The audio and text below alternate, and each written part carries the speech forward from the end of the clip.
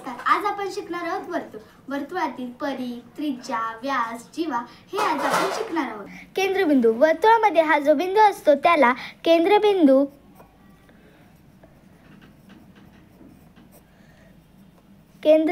किंवा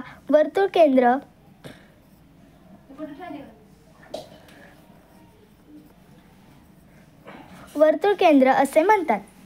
परिघ. वर्तुळाच्या केंद्रबिंदूभोवती असणाऱ्या वक्र रेषेला परिघ असे म्हणतात. परिघ अनेक बिंदूपासून बनलेला असतो.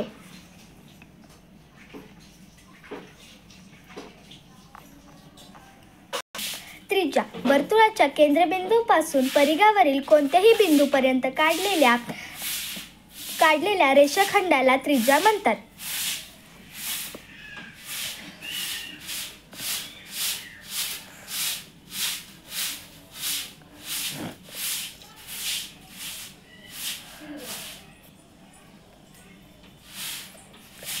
आपण वर्तुळात असंख्य त्रिज्या काढू शकतो. सर्व त्रिज्यांची लांबी समान असते.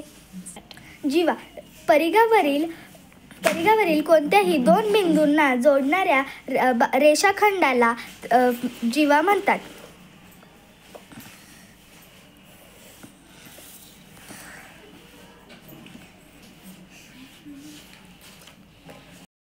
व्यास. वर्तुळाच्या केंद्रातून जाणाऱ्या जीवेला व्यास असे म्हणतात. एका वर्तुळात आपण असंख्य व्यास काढू शकतो.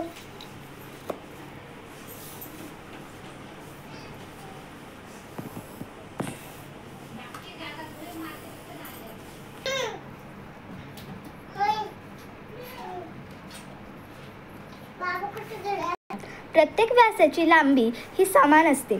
व्यास हा त्रिज्येच्या दुप्पट असतो. धन्यवाद.